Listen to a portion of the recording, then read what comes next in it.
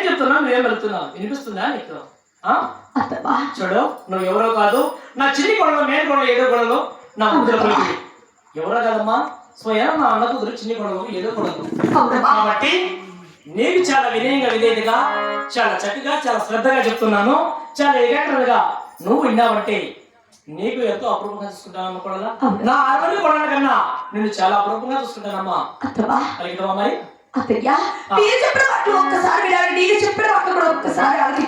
నేను చెప్పిన మాటలు అంటే ఏమున్నాయి? ఏమిటి? ఏమిటి నిర్ణయించు? గోవింద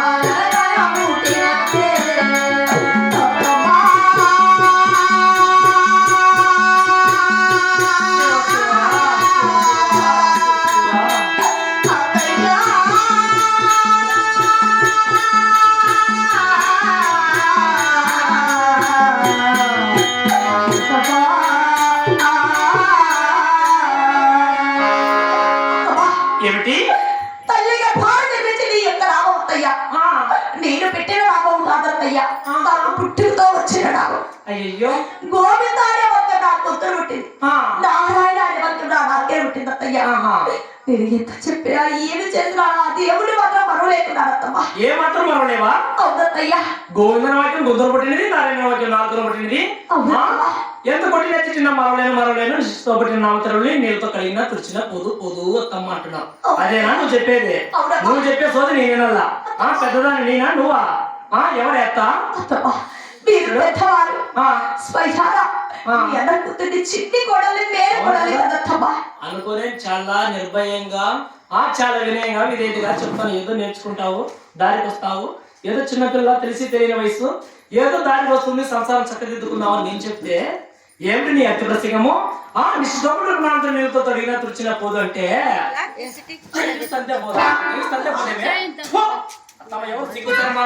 ఏదో చెప్తే నేర్చుకుంటావు, ఏదో పైకి వస్తావు అనుకున్నా. ఏ మాత్రం మాట అడ్డం మాట్లాడుతున్నావు. నా పట్టు నేను విడవ చేయాలని అంటున్నావు. అదే నన్ను చెప్పేది.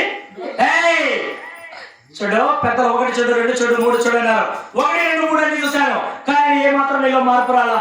ఏమి చేసినా ఎంత చేసినా మరలేని అర్థం అంటున్నావు. చూడు, చివరిసారిగా చెప్తున్నా, వినిదవు లేదంటే నీకు తగిన శాస్త్రం జరుగుతుంది. నువ్వు సలహిద్రవో. చివరిసారి చెప్తున్నా, పలికిదవు లేదంటే నీ ఎంత చూస్తా. కొంచెం జనాలు కూడా కవర్ చేయపా. అవి కూడా పెట్టు నుంచి కూడా ఒకసారి జనాలు ఎంతమంది ఉన్నారు ఏమో కూడా తెలియాలి కదా.